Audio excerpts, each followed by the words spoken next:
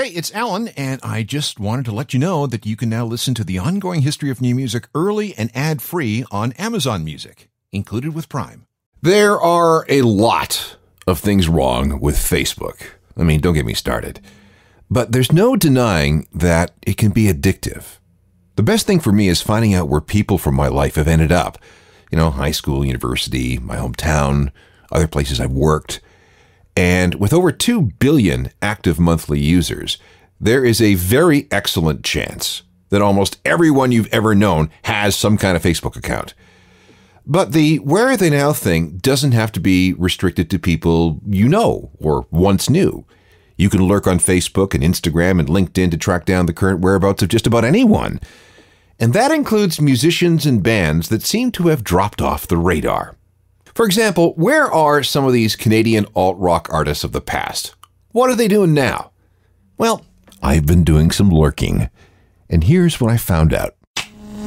This is the Ongoing History of New Music podcast with Alan Cross.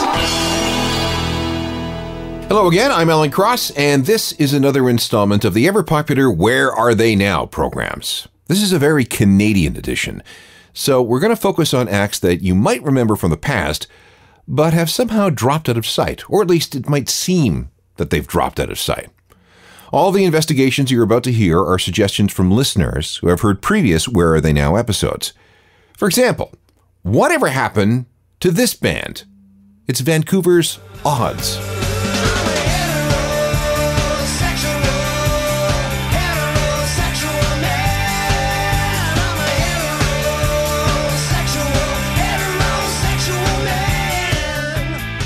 That's Odds from the second album. Notice I said Odds, not The Odds. That second album was entitled Bedbugs, came out in 1993. It was their first gold album, and it was followed by a record entitled Good Weird Feeling that went platinum. And then there was another gold record entitled Nest. Odds were all over the radio through the 1990s with songs like Heterosexual Man, there was Truth Untold, Eat My Brain, Make You Mad.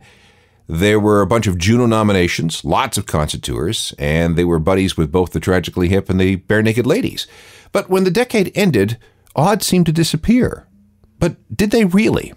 Well, yes. They officially broke up in 1999. Craig Northey, the vocalist and guitarist, had basically had enough, so he left the band, and without him, everything kind of fell apart. But it wasn't a sad breakup, though. It was just, time. Everyone scattered to do new things. Northey and a couple of other guys from the band released a soul record. They got together with Rob Baker of the Tragically Hip in a band called Strippers Union, which did okay. And then they formed the backup band for Colin James for a few years. Northey also wrote songs for a bunch of people, including Roseanne Cash, pretty good gig, and wrote the theme song to the TV show Corner Gas. Guitarist Stephen Drake concentrated on being a producer and recording engineer in Vancouver, in partnership with John Wozniak, the guy behind the band Marcy Playground. Remember the song Sex and Candy? Yeah, that. But in 2007, there was a reunion. At first, they were called the New Odds because they'd lost the rights to their name. Took a while to get that back. But since then, they've released a series of EPs, and in 2010 became the official house band for the Vancouver Canucks. So Odds are doing okay. Next up is this artist. This is the Best New Solo Artist winner at the Juno Awards in 1998. It's Holly McDarling.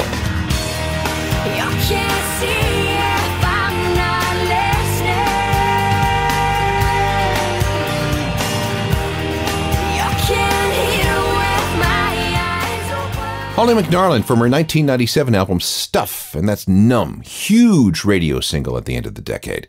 Top 10 on the nation's singles charts, too. That was an era of angry, empowered young female singers. Think Alanis Morissette, there was Shirley Manson, Fiona Apple, Meredith Brooks, Courtney Love, and Holly was part of all that. Although she continued to record well into the 2000s, she found other things to do. Holly is Métis and is originally from the Pas in northern Manitoba. She became involved in a number of Aboriginal projects, and she also became a parent. Her last record was Run Bonnie Run in 2012, but if you look at the liner notes by some albums by Matt Good and the Tea Party, you'll see that her name appears there when it comes to additional vocals. Holly is still called on to perform. She does a lot of benefit stuff, Aboriginal causes, Métis events, benefits for MS research, that sort of thing. And her Instagram profile lists her as a parent and singer-songwriter, and as someone who is into food, interior design, and maintaining an income property. Let's move to Saskatoon and these guys, the Northern Pikes.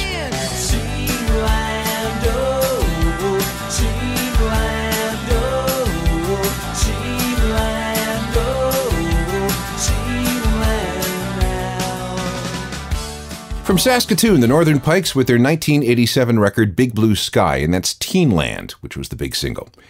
Back then, and I mean the mid to late 80s, it was really rare for a band from Saskatoon to break out nationally.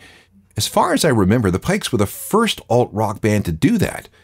They were formed in 1983, and they had a run until 1993, when they retired. Not broke up, but retired. This was after 4 studio albums, a couple of EPs, a Juno nomination, and a bunch of singles that charted in both Canada and the US. That retirement lasted for 5 years. In 1999, their old record label released a greatest hits album and asked if the band wouldn't mind reforming and touring behind it. So they did. So good money. And that reunion, such that it is, being a sporadic sort of thing, has officially held since then. There was an album in 2001, another in 2003, and then another in 2019. Meanwhile, the band members are busy with other things. Bass player and singer Jay Senko wrote the music for the TV series Due South. He wrote music for the first Trailer Park Boys movie. He wrote music for series seen on the CBC, Global, History Channel, Discovery Channel, APTN, Showcase, and a whole bunch more.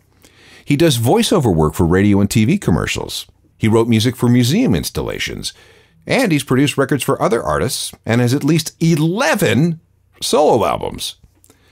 And I know about guitarist Brian Potvin. When the Pikes retired, he went to work scouting talent for Polygram and later Universal Records. This had him work with everyone from Finger 11 to Tegan and Sarah. He also freelances as a songwriter. Some material goes to other bands, while other stuff has been for the Discovery Channel, including the series Survivor Man. All right, still with Saskatoon, we have Wide Mouth Mason.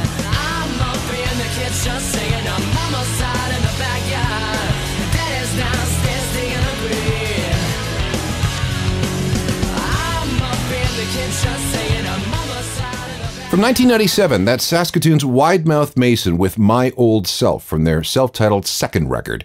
And that was a gold record here in the country. Wide Mouth Mason had a great run with a major label deal and a couple of Juno Award nominations. They toured with ZZ Top, they opened for AC/DC, they opened for the Rolling Stones, and they even played at the Montreux Jazz Festival in Switzerland. But in 2004, their contract with Warner Music wasn't renewed, and then the band went down the indie route. And they continued to tour both as themselves and sometimes with Gordie Johnson of Big Sugar. Today, they're down to just 2 full-time members, vocalist and guitarist Sean Verelt and drummer Dafwan Javid. They continue to record and perform while balancing their responsibilities as new fathers. More Where Are They Now stories from Canadian music history coming up. Don't go anywhere. This is another installment in the occasional series of Where Are They Now programs, and this time we're focusing on Canadian alt-rock acts going as far back as the 1980s. The next stop on this little tour is Sons of Freedom, a very fierce band out of Vancouver, which existed from 1986 through to 1993. During that time, they released 3 albums. They won a Casby Award for Most Promising Group in 1989, and then they were nominated in the same Juno category the following year. There was a dalliance with a major label, but when they were dropped in 1993, Sons of Freedom broke up and reformed under the name Black Eye Buddha. There were 3 members here, the 3 guys named Don from the band, Don Harrison, Don Short, and Don Binns. They got together with metal queen Lee Aaron in a band called Too Precious. There was another project, but we'll get to them in just a second. Let's review some Sons of Freedom. This is from their 1988 self-titled album, and it's called Mona Lisa.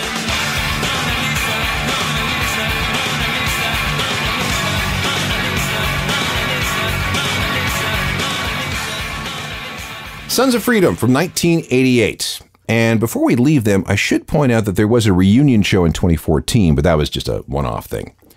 I mentioned that 3 guys from Sons of Freedom named Dawn surfaced in another act. Let's see if anyone remembers Jackalope. They were an indie/industrial/electronic group from Toronto, created by Dave Rave Ogilvy of Skinny Puppy. He also worked with Nine Inch Nails, Marilyn Manson, David Bowie, and a bunch of others. Things began to come together when he met Katie B., the receptionist at the Warehouse Studio, Bryan Adams' recording studio in Vancouver. They got along great, and she became the voice and the face of Jackalope. Over the next few years, a number of really interesting artists contributed to Jackalope's music. The members of Sloan, the members of Monster Magnet, Trent Reznor of Nine Inch Nails acted as a co-producer for a while, Alex Lifeson of Rush, and, like I said, the Three Dons from Sons of Freedom. The biggest thing Jackalope ever did was the first album, which was released in 2004. It featured 3 singles, the first of which was co-written by Trent Reznor. Remember this? It's called Feel It.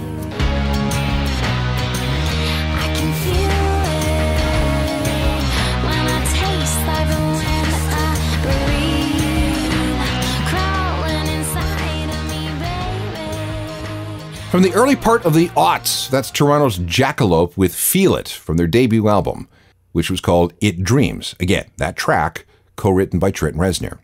There were 3 Jackalope albums, 2 with Katie B as the vocalist and 1 with singer Crystal Lee.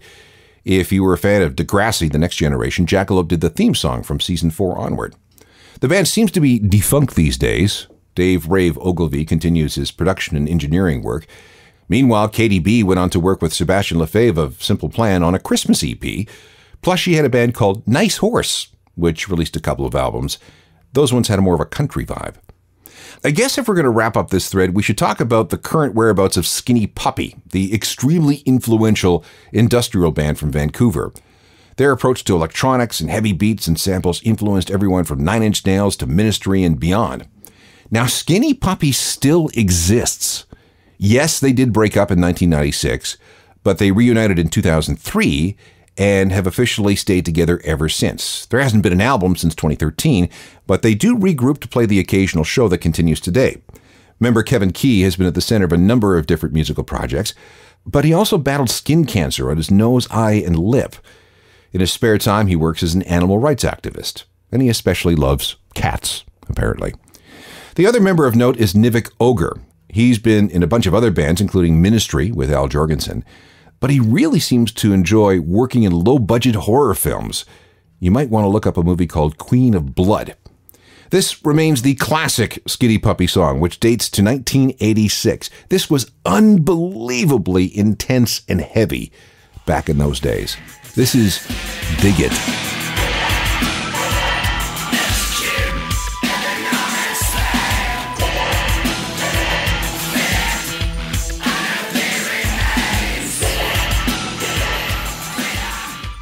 Skinny Puppy and Dig It from 1986. It was songs like that which made Trent Reznor rethink what he was doing in his technopop bands, and ultimately he formed Nine Inch Nails to emulate Skinny Puppy. We have time for a few more lost Canadian bands, and I have a feeling more memories are going to come flooding back. Hang on. This is another in an occasional series of Where Are They Now programs, and this time we're following up on some Canadian bands of which you may have lost track. How about a band called Slow Burn? They were from Vancouver and issued a self-titled album in 1996, which featured this big radio single called Whatever.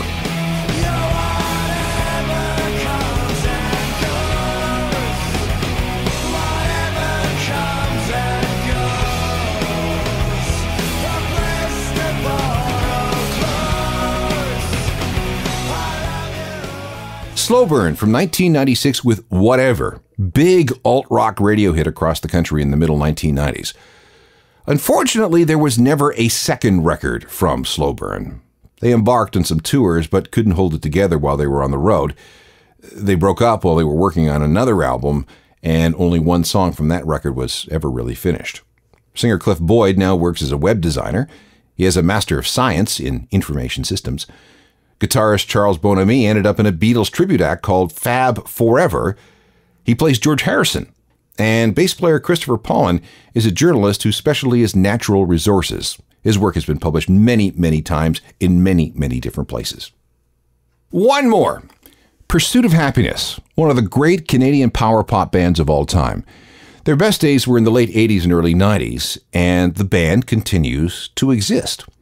They were formed in 1985, but there was a hiatus that started in about 1996. And today, they get together to play a gig every once in a while. Singer Mo Berg works as an instructor in various music industry arts programs around Ontario. He also likes to write book reviews for various newspapers and publications. He's also part of an on-again, off-again Canadian indie supergroup called The Highwaymen, with Chris Murphy of Sloan, Craig Northey of Odds, there he is again, and Steve Page, ex of the Bare Naked Ladies. Dave Gilby works security at the Budweiser stage in Toronto. I run into him every once in a while backstage. And Brad Barker is a fellow radio guy working at a Toronto jazz radio station. Let's pull out this gem. An indie version was released in 1986, and a major label re-recording happened in 1990. Pursuit of Happiness, and I'm an Adult Now.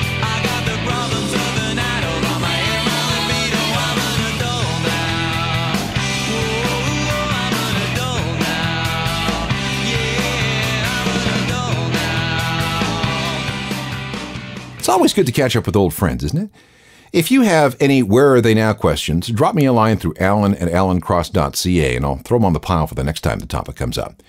Meanwhile, remember to check out the podcast for this show. There are hundreds that you can binge on at Apple Podcasts, Spotify, and basically everywhere else you can get on-demand audio. They're all free, of course.